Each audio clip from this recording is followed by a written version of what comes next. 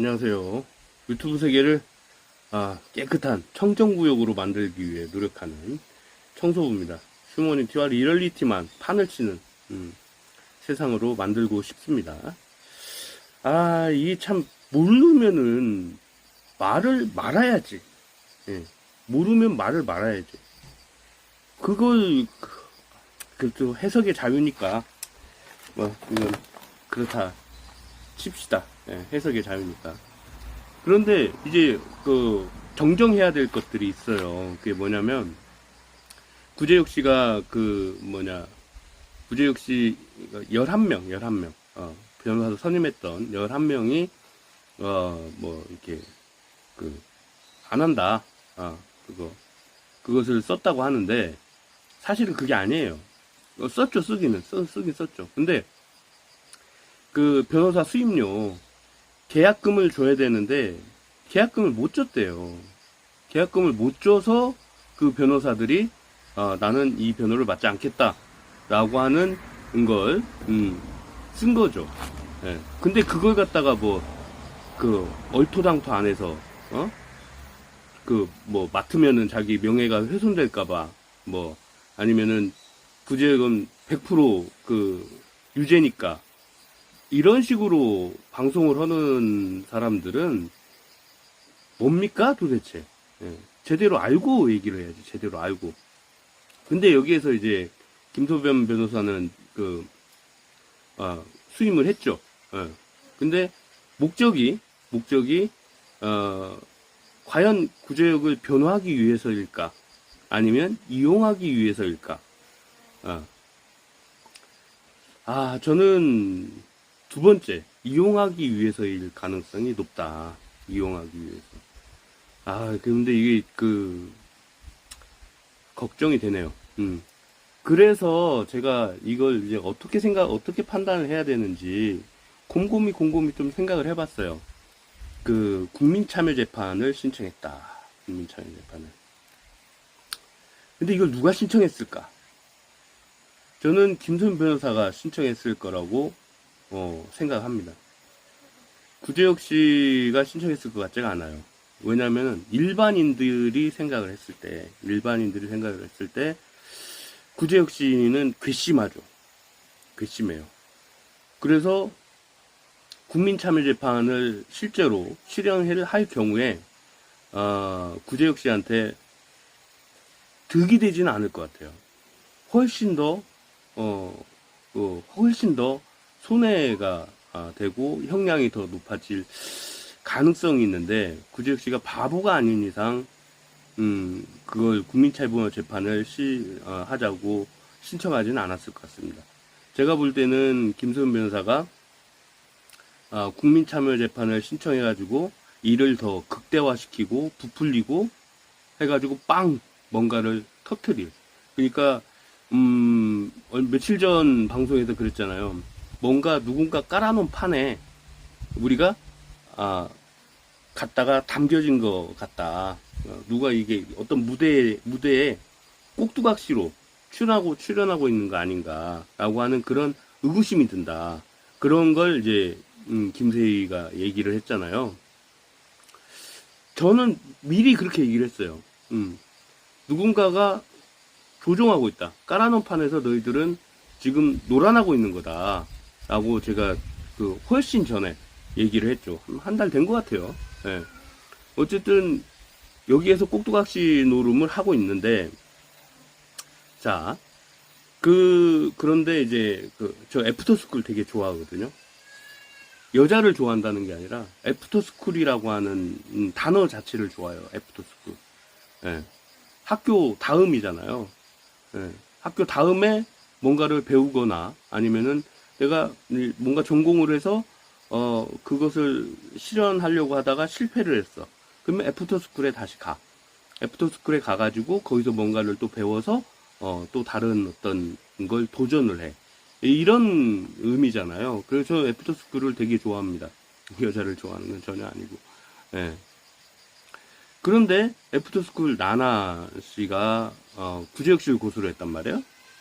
근데 구제혁 씨는 여기에 대해서 무죄입니다. 무죄. 예. 당연하잖아요. 구지혁 씨가 이걸 그 통화 기록을 유출한 게 아니에요. 누가 공개를 했습니까? 사람 새끼입니까? 이거 잘 얘기하는 그분이 공개를 했어요. 그러면은 유출 혐의는 구지혁 씨가 받는 게 아니라 공개 혐의는 그 구지혁 씨가 받는 게 아니라 김세희가 받아야 되는 거예요. 공개를 한 사람이 받아야죠. 왜? 들었던 걸 전달을 했는데 여러 사람들한테 공표를 한 게 아니라 공표는 이 김세희가 했단 말이에요. 그러면은 구지혁 씨는 여기에 이 혐의에 대해서는 무죄예요. 근데 중요한 건 조사를 하면 제보를 누구한테 받았냐? 예, 제보를 누구한테 받았냐? 그러면 이 제보자는 또 처벌을 받게 돼 있어요. 그럼 결국은 중간에 있는 구지혁 씨는 없습니다. 예. 그러니까 제보자와 유포자 두 사람이 그걸 받는 거죠. 벌을 받는 거죠. 예. 그러니까 저는 이 상황에서 김소연 변호사와 김세희는 한 편이란 말이에요. 그런데 국민참여재판을 신청을 했다. 그리고 나나가 고소를 했다. 이 부분이 얽히고 설켜 있어서 결국은 구지혁 씨를 더 곤란한 공경에 빠뜨리고 이걸 이제 확대 재생산해가지고 뭔가를 뻥 터트릴 계획을 가지고 있는데 이것마저도 누군가의 조정에 의한 꼭두각시 놀이를 하고 있지 않나. 저는 그런 생각이 들더라고요. 그리고 이제 중요한 거. 캘리포니아에서는 이제 신상을 공개하라. 구글 본사에다가 요청을 한대요. 한국에서 변호사가 그 캘리포니아 법원에 요청을 하면 그 법원에서는 구글 본사에다가 요청을 해서 신상을 공개해라. 근데 공개될 겁니다.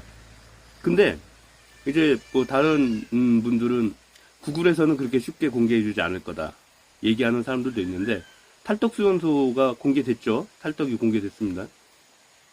다른 사람들도 차근차근 공개가 될 예정이에요.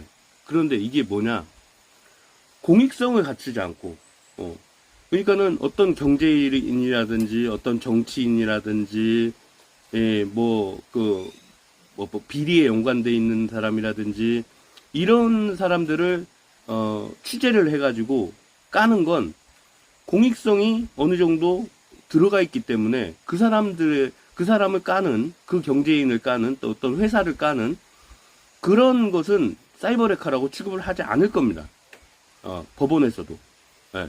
그런데 한 개인의 사생활이라든지 뭐 그런 걸 갖다가 막 이렇게 꼬아가지고 비비 꼬아가지고 그걸 가지고 혐오를 조장하는 이런 사이버 레카들은 반드시 공개가 될 겁니다. 그런 방향으로 이렇게 움직이고 있고, 그리고 텔레그램 창시자도 구속됐잖아요. 텔레그램 창시자도. 그와 마찬가지로 구글도 이런 걸 방조할 경우에 구글 사장도 구속될 가능성이 있습니다. 구글 사장도.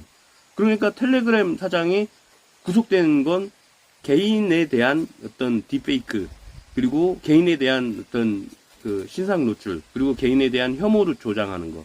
이것을 방치했다라는 제목으로 사장이 구속이 된 거거든요. 또 더군다나 프랑스에서.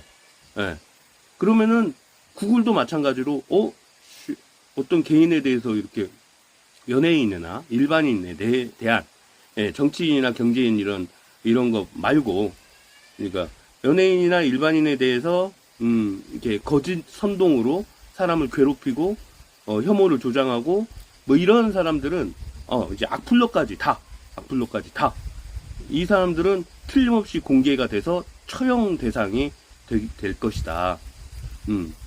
와, 이거 요즘 저는 기분이 점점 좋습니다. 그런 사람들 다 뭐 법의 심판 이게 아니라 처형, 처단 이런 걸 받아야 된다고 생각을 해요. 왜냐하면 정신병자들이니까. 그 정신병자들은 용서해서는 안 됩니다. 그래야지 유튜브, 인터넷, 모든 세상이 좀 깨끗해지지 않을까 하는 생각을 해봤습니다. 안녕. 또 좋은 소식 들려오기를 기대하겠습니다.